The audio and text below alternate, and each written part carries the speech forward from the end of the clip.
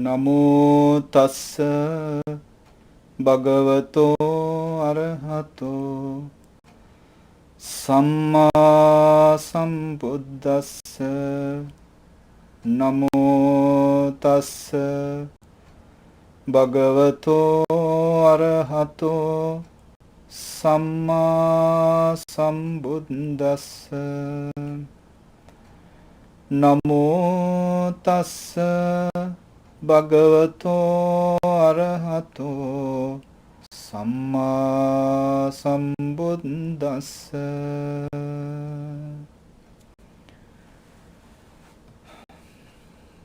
Friends and children in the Dhamma, with the permission of Venerable Chief Reverend Bhante Siriratana and the venerable members of the Mahasangha in the Vihara, we are to start Sunday Dhamma Talk, which is being held in conjunction with the Rains Retreat in New Jersey Buddhist Vihara. Today this Dhamma Talk is being sponsored by Mr. and Mrs. Chinta Vijayasinghe and the family. Their aspirations are to dedicate all these merits to the departed parents of both of them, and to bless all the family members, to bless brothers and sisters, friends, relatives, to bless for the speedy recovery of those who are sick, to dedicate merits to all those departed ones because of the COVID-19, and to bless the venerable members of the Mahasangha in the Vihara. They sponsor this sharing of the Dhamma with these aspirations, and let's start this talk with the wish that all the aspirations of Mr. and Mrs.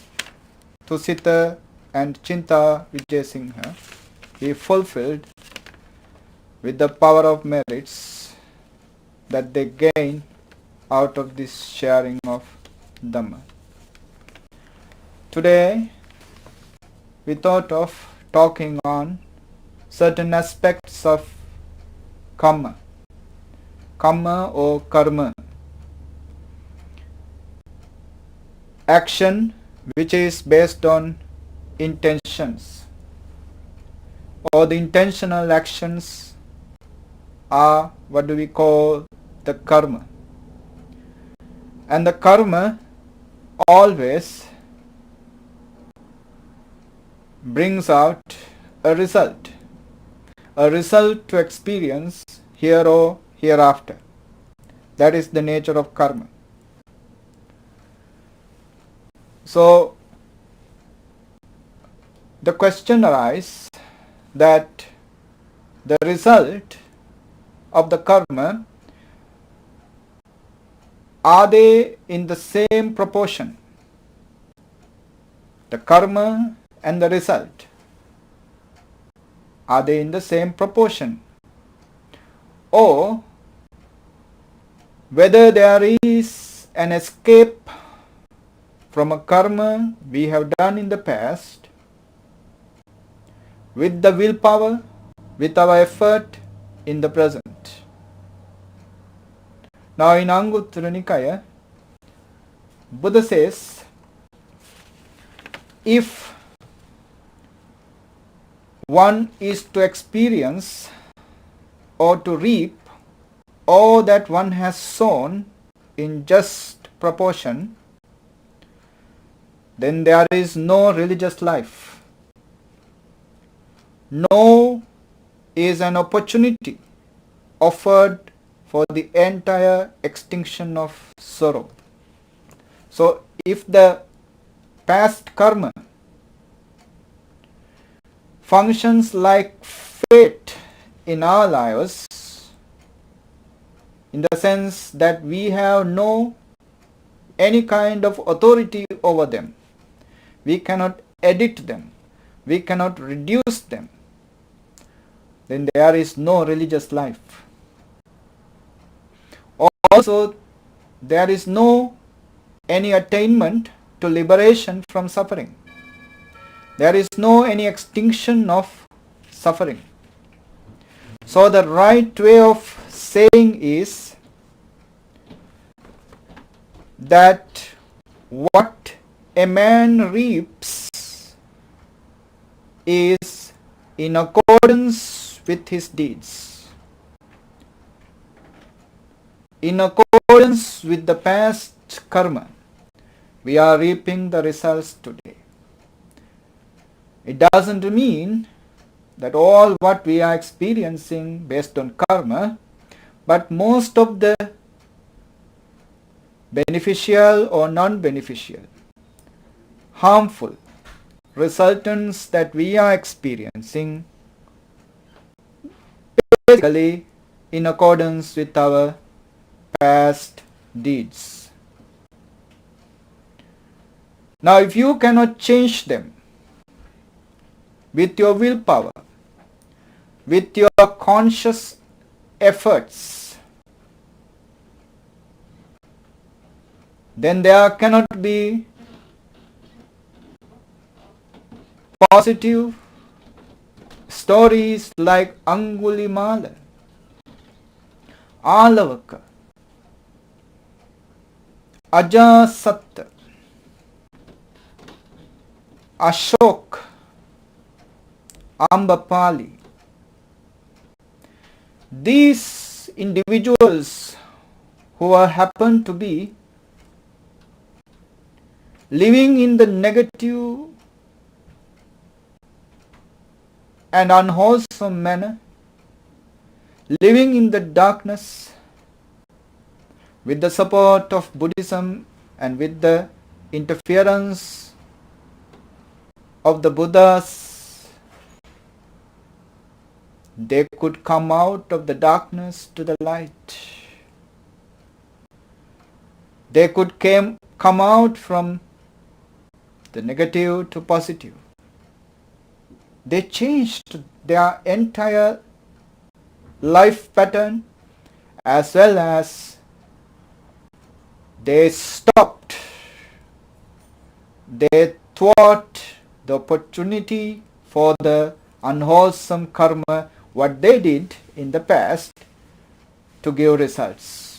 The opportunity was destroyed by them with their effort.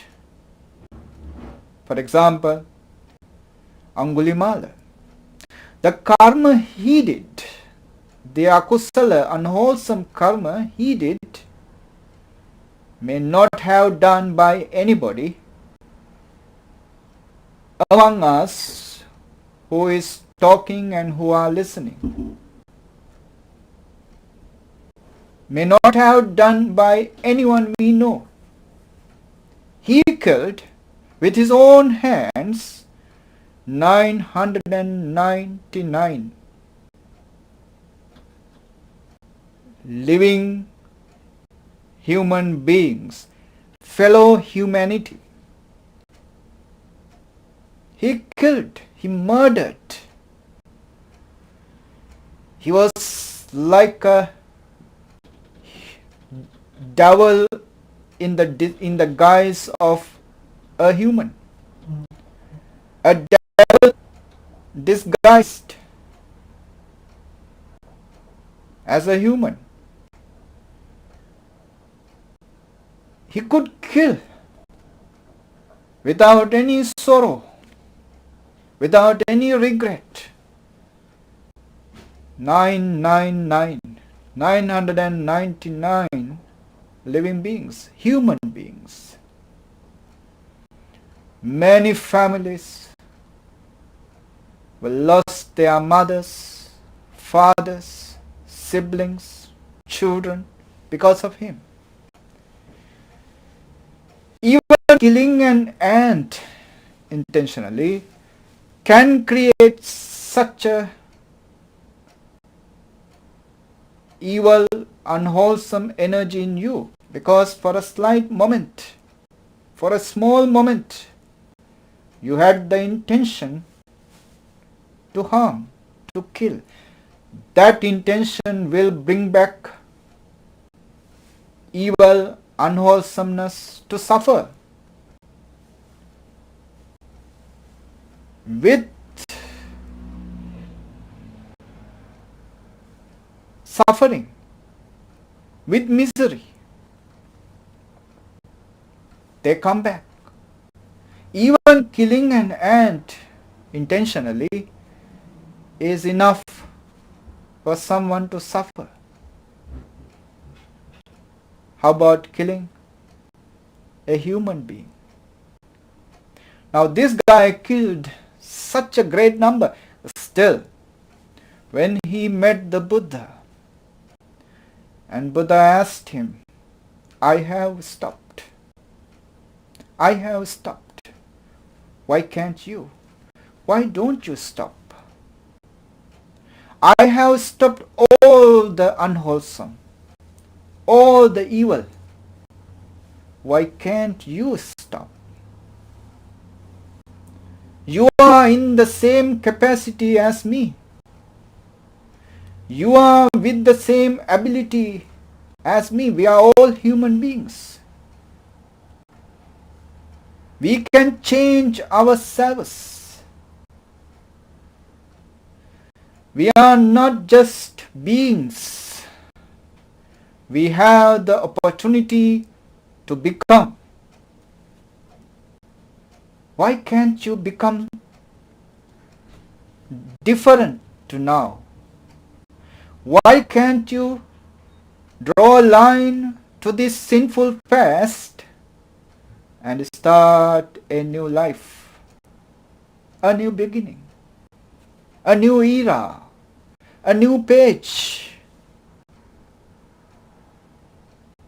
This opened the eyes of this murderer, this bandit, Angulimala. Threw away the sword, threw away the garland of fingers that he was wearing, and he was asked to be ordained. He was ordained, and he gave the best effort now to kill the inner enemies within him. Ari is an enemy. You have to kill that inner enemy who persuade you to do all these unwholesome, all these negative, all these sinful deeds. Buddha guided him to kill the greed, hatred, delusion, jealousy, ego, to kill the enemies within. And he put his best effort on it. He was in no time attained to enlightenment. With that, he stopped. With that, he terminated the resultants of all the unwholesome energy that he had accumulated. No opportunity is there anymore. If Angulimala could that, how about our unwholesome energy we have, and we say we suffer because of it? We have the opportunity for it. We have the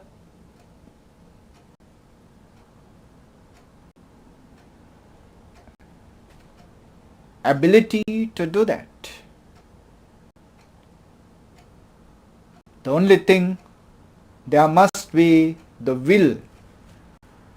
There must be the effort for it.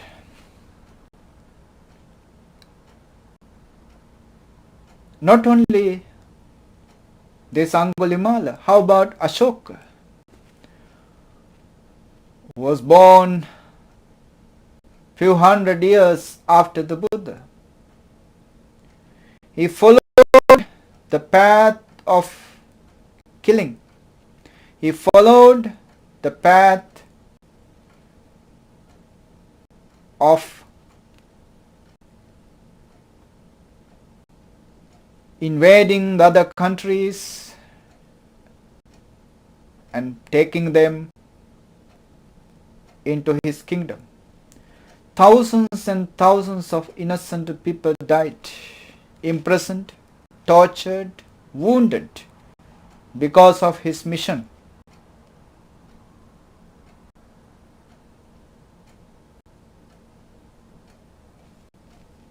He is supposed to be somebody who is to be born in hell, in perdition, in suffering, because of these thousands and thousands of killing. But what happened? After some time, he was introduced to Buddhism. And he started changing himself to be merciful, to be compassionate, to be loving, to be patient, to be sharing, to be helpful.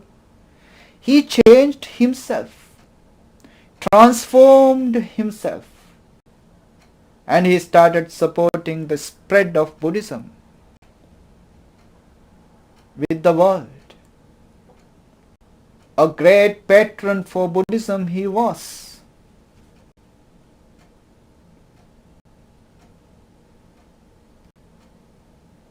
And his future life was a blissful one. A glass which has a little bit of dark water, a dark ink in the bottom of a glass. We pour some water. What happened? After some time, the darkness is diluted. Now it is little bit less dark.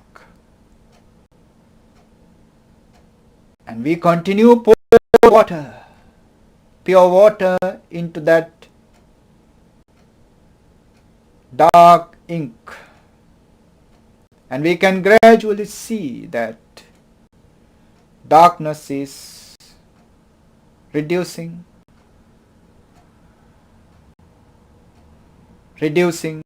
and ultimately that darkness is completely diluted and gone. Only the pure water exits. So do our unwholesome deeds.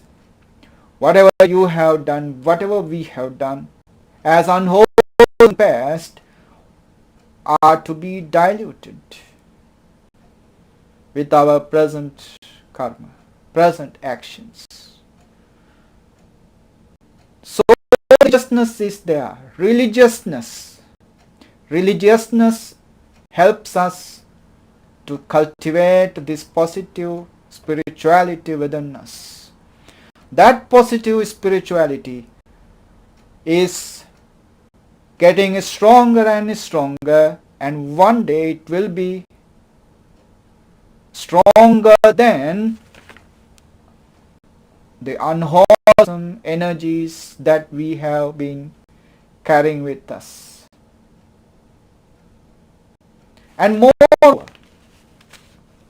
for the Nibbana, for the enlightenment, karma doesn't matter. There were many disciples of Buddha who did not have the karmic support to live a comfortable life, who did not have the karmic support to live a longer life, but for a brief period of time they encountered the Buddha and they had the opportunity to listen to the Buddha, and in that brief period of time they were mindful, they were aware, they were practicing insight meditation, and in that period of time itself they got into the stages of enlightenment and they finished their life. So karma has no authority, no control over your spiritual development. That's why Buddha says it doesn't matter whether you live hundreds of years unaware, unmindful.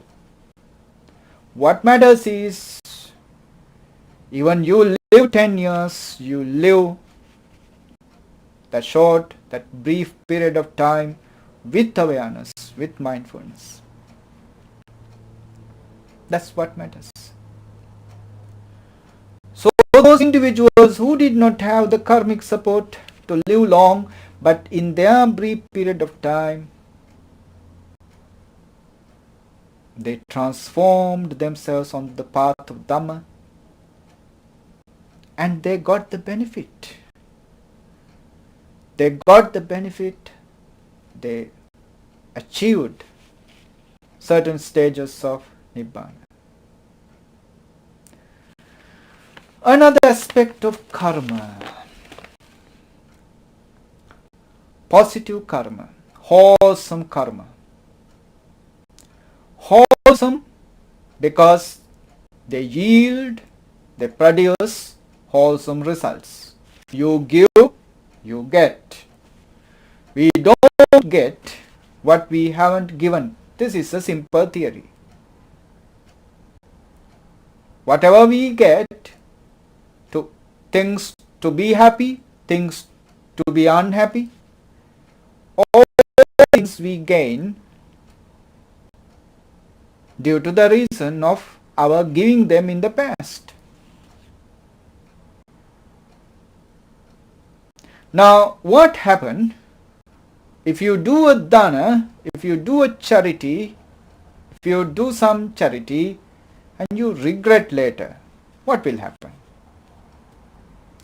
There was an incident during the Buddha's time itself that King Pasena the Kosala, one of the Buddha's strong supporter, he came to Buddha and he related a story. He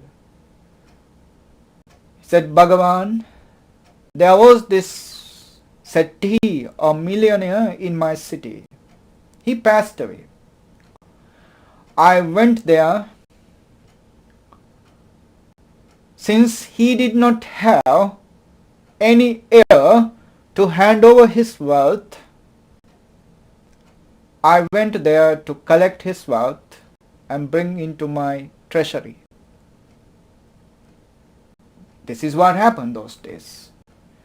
If somebody dies and he does not have heir, the wealth goes to the king.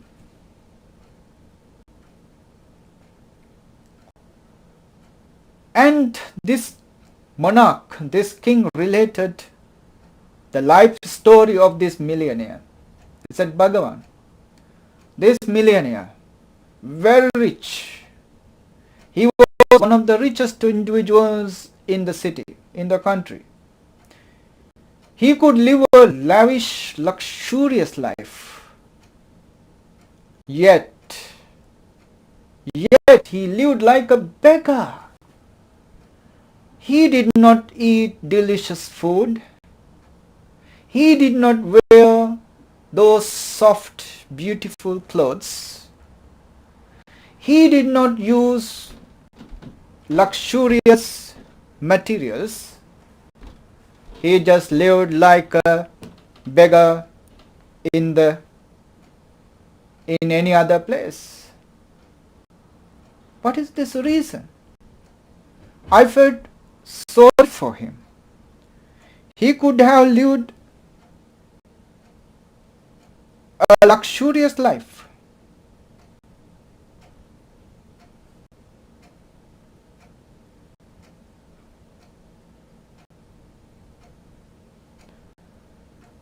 But for some reason he is living a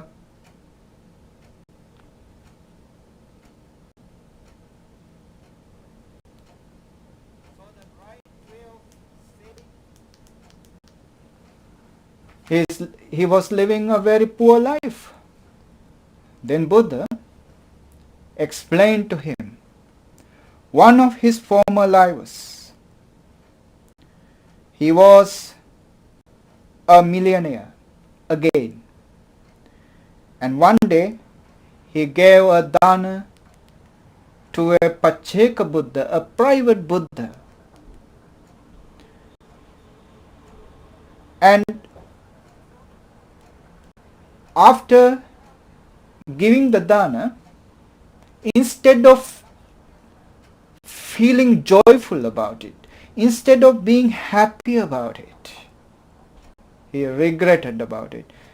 I should have given that food to one of my servants. That servant is working for me, but this monk does nothing for me. Why did I give to him this delicious food? If I gave delicious food to that servant, he will work harder for me. So he was kind of regretted about his giving to this Pacheka Buddha. And it says, after that, he was born as millionaires 7 lifetimes. For 7 lifetimes, he was a millionaire.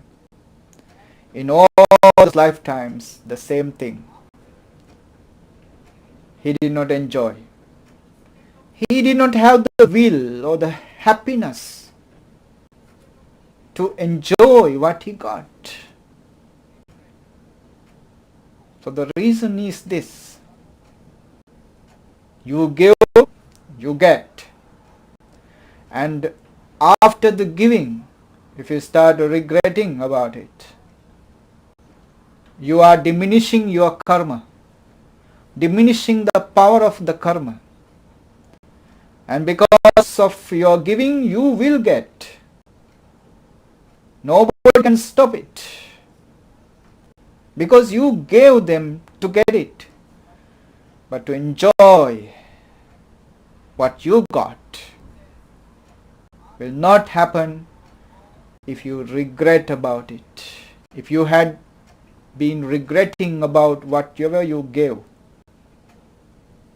you will not be able to enjoy it. Now this is very sad. So it is better we make sure ourselves, before giving, you better reflect whether I can be enjoying, I can be rejoicing about this giving. So don't give just to copy others.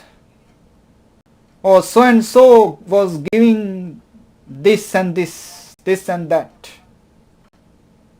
I also must be giving this and that. Don't give dana just to copy others, just to follow others. It doesn't help you. Ultimately, you are bound to regret about it because you did not give according to your capacity, and when you see that what I gave is not according to my range of spending or range of giving, then you are bound to regret later. This regret will destroy your merit in the bad and in the worst manner. The worst is that in accordance with your giving, you will get, but you will not able to enjoy it. So the karma, even though it is a good karma, you will minimize it with regret. Don't do karma to regret later. Do karma to rejoice later. Karma here, I mean the wholesome actions like dana, generosity, charity, or any other wholesome action you know, should be done to rejoice later. Another aspect of karma, in the sense where karma will either have the opportunity to flourish, or the karma will not have the opportunity to flourish. Now, there are 4 occasions where karma either flourish or vanish. Yeah. So they are called beneficent and maleficent forces. Beneficent and maleficent forces. They are gati, kala, upadi and payoga. Gati sampatti, gati vipatti. Gati means birth. Fortunate birth, gati sampatti. Unfortunate birth, gati vipatti. Yeah. If someone is to be born in a peaceful area, luxurious area, in an area which is developed, prosperous, with less difficulties, in an area where the crimes are less, where the criminal activities are rare to happen, peacefulness is much.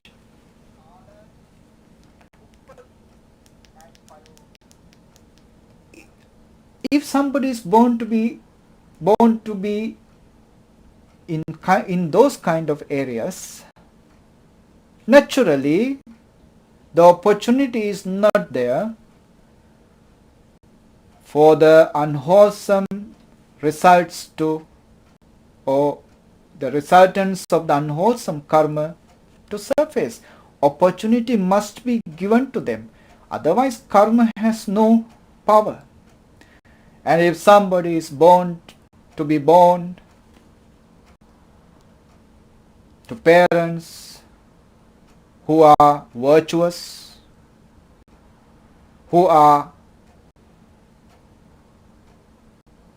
practicing morality, living a virtuous life, well conducted, preserving precepts,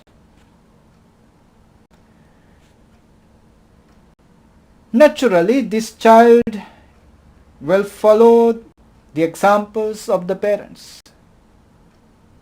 sooner or later. So the negative resultants will not find opportunity. If somebody is to be born among the affluent, rich, powerful, as prince or princesses, then also the negative resultants of unwholesome karma will not surface. The opportunity is not there. And of course, if somebody is to be born among thugs, among those people who are prone to criminal activities, then the opportunity is negative. The opportunities for the positive karma, wholesome karma to surface are less.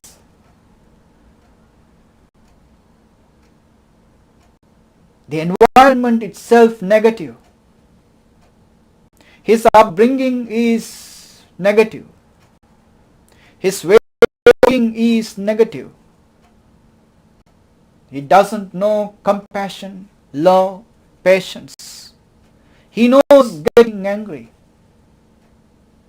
He knows destroying, harming others. In such an environment, if somebody is to be born, then the opportunity is for the unwholesome, negative energies to surface. So gati sampatti, gati vipatti. Your karma have no power over them. Taking birth in the positive or negative places, to the positive or negative people. The second one is time. Born in the right time, fortunate or unfavorable times. Kala sampatti, fortunate times, where there are no suffering in the world. Unfortunate times, unfavorable times, just like this. Everybody suffers.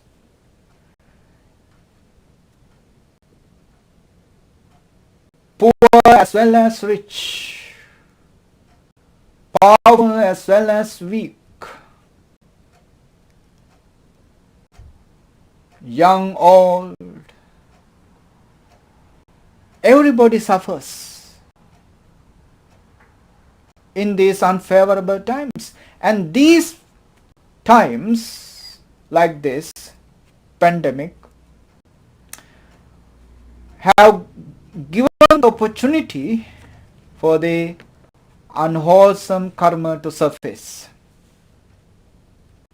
The opportunity is for that. Unwholesome is the opportunity. So if we have that unwholesome, akusala, negative energy within us, in this opportunity, in these times, those negative karma will surface and destroy us, disturb us, harm us, make us suffer more. So the time, favorable time or unfavorable time, kala sampatti, kala vipatti. If somebody is born to be in a soothing, unharmful, favorable time, that most of the beings, all the beings in the world living in peace and harmony, no wars, no disasters, man-made or natural, no pandemics.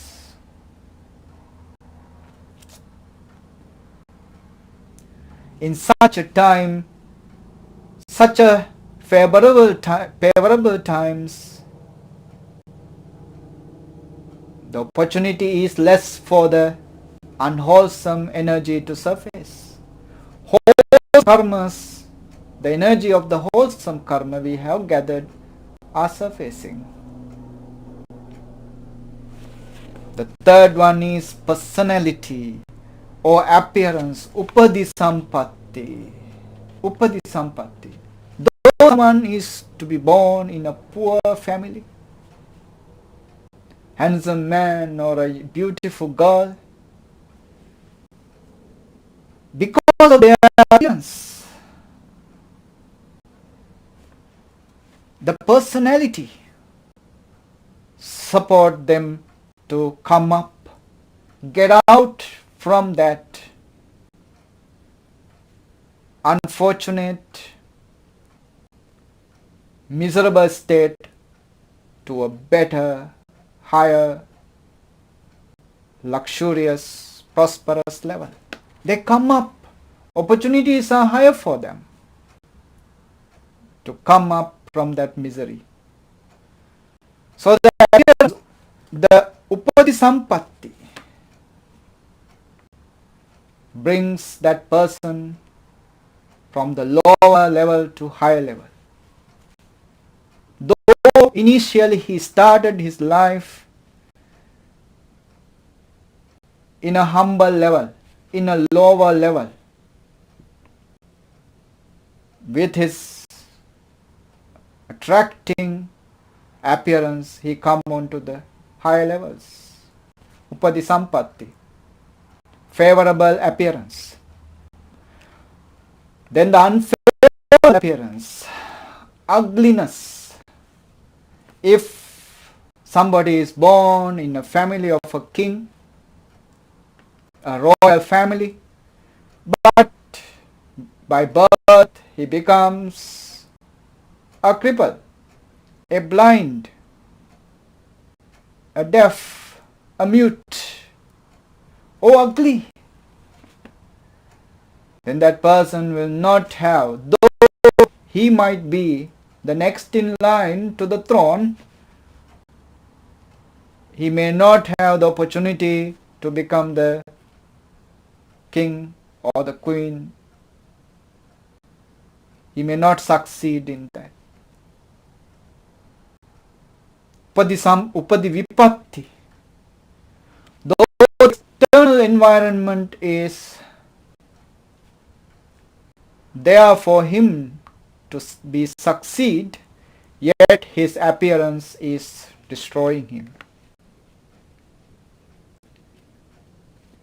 His karma is there to be the king, but his appearance is dragging him down. Upadi Vipatti, unfavorable appearance. Favorable appearance, unfavorable appearance. Then comes the Payoga Sampatti, Payoga Vipatti. Payoga is effort. Out of these four,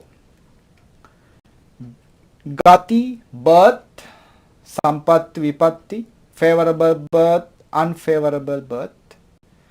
Kala, time, favorable time, unfavorable time.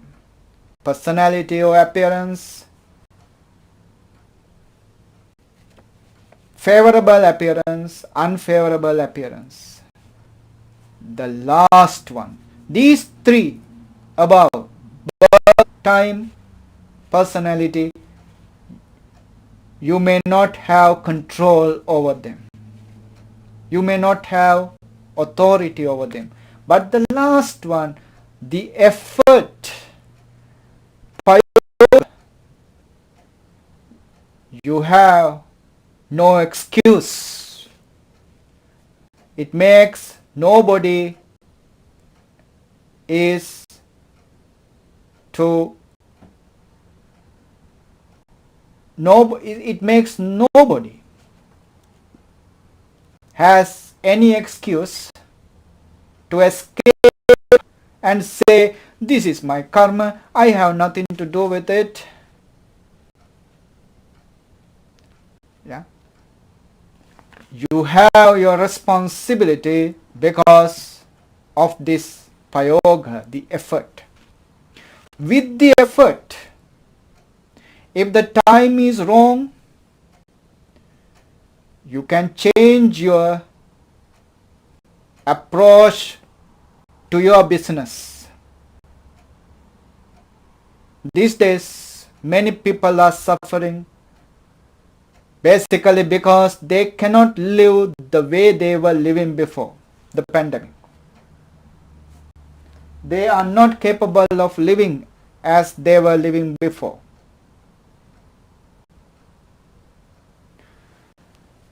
Therefore, they are suffering. But if somebody has the effort, if someone has the effort to change according to the situation, change his attitude and change his way of living, change the way of his spending money, the way he is spending his time, and the approach. He is capable of overcoming this difficulty or making a profit out of it.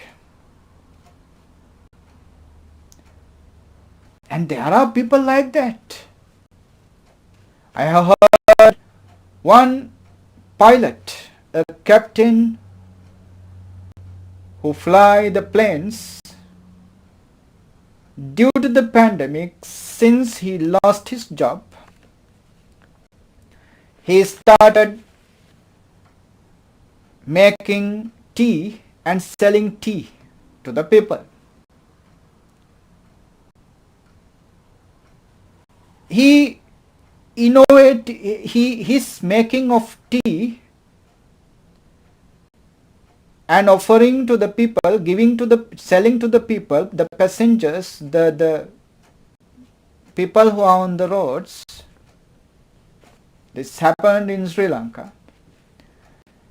Was such an innovative manner, such a novel manner. People loved that tea. Tea with milk. Simple thing. People loved this novel presentation of the tea, and there was a huge line of people waiting for their teas on the road, and he was making a big profit out of it, making a lot of money out of it.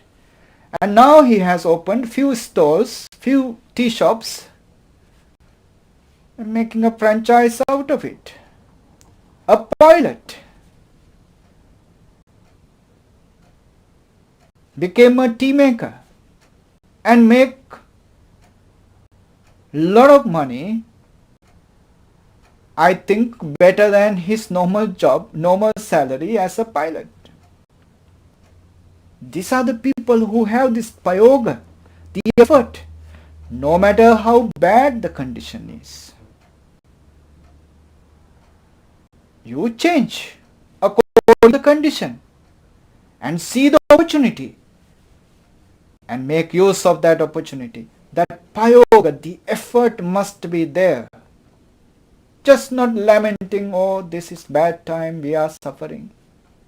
But the effort to overcome. Effort to be successful even in that dire condition.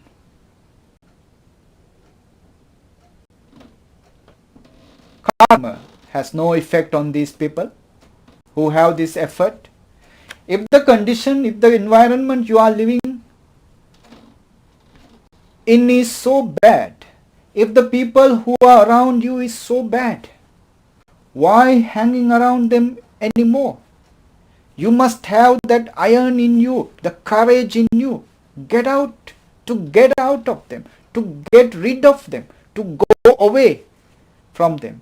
Because as long as you are living in that environment, among these people, you will never be successful and you are never going to be happy. Get rid of them. Take the risk. Get out of them. You might find your success somewhere else. But as long as you are living among them, living with the people and living in that environment, you are to suffer. You must have that effort in you. Payoga Sampatti. Your success has a great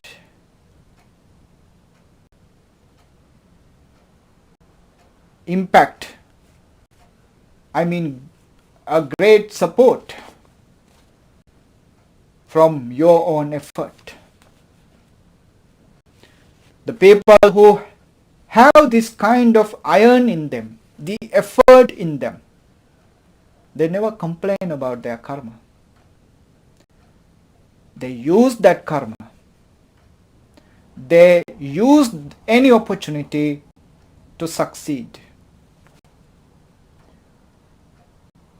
So in the Buddha's mission, in the Buddha's teachings,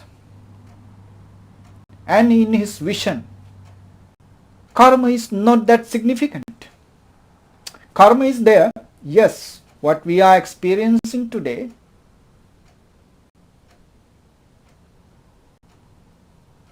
bound to be connected something we did or didn't do in the past, in a past life. There is no argument about it, that the truth is there. But yet, it doesn't mean our present actions has no effect on them. Our present way of living has no effect on them. There is no such thing. The present conditions, those karma to surface or not. The present way of living, the place you live, the people you associate, the appearance you have, the birth you took,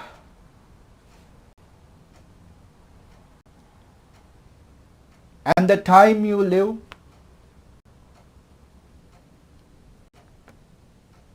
has a great impact on the karma. The biggest impact is your effort. Your effort to overcome that karma. So these four, what do we call the beneficent or maleficent forces on karma? Beneficent or maleficent forces on karma, in the sense to make them favorable or unfavorable. There are four: birth, gati, time, kala, personality or appearance, upadhi. According to the favorable or unfavorable, birth, time, and appearance, the resultants of the karma would take a different turn.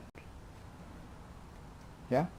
If our birth, time, and the personality is positive and favorable, the results appear, the resultants of the past karma appear, could be basically, mostly, the positive. If they are unfavorable, the karma also follow the lead.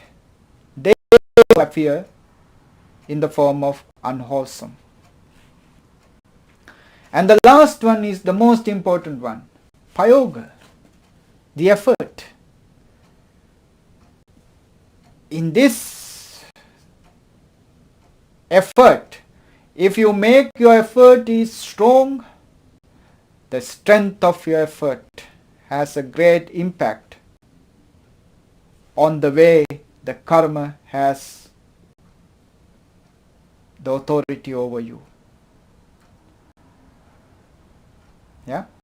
So today, what I wanted to explain to you is that karma, we think, is not that powerful in the Buddha's eyes. Buddha says, Lord Buddha said, karma cannot hinder your attainment to Nibbana. If it could, Angulimala would not have become an enlightened disciple of Buddha. Yeah? Many other followers of Buddha were living in such an unwholesome life. Yet with the guidance of Buddha, they transformed their lives, so the life changed from the positive to negative, negative to positive, and their karma also changed. Some even could stop their samsaric process of birth and death all together, and the karma, whatever generated, lost the opportunity to give results. That is one way of looking at the karma. The other karma, other aspect of the karma explained is, when you do good, you can make it stronger or weaker. If you rejoice over what you did, the good, your good actions begets the best of the results, and you will experience them. But if you repent, regret, became unhappy, all the good deeds you performed, you minimize the result of the karma, in the sense what you get, you will not able to enjoy. The third I explain is the four aspects where karma will not have much power. They are the beneficial or unbeneficial, birth, time,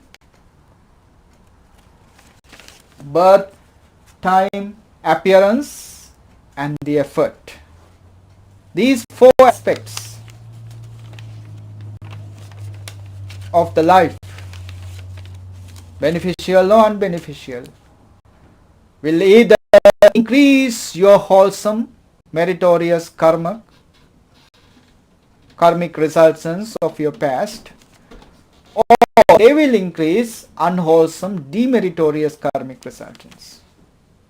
Yeah, according to the favorable or unfavorable, birth, time, appearance, and effort. Yeah. So these are the Dhamma. This is the Dhamma that we shared with you today. And this Dhamma is being sponsored, this Dhamma sharing is being sponsored by Mr. and Mrs. Tusita and Chinta Vijayasinghe.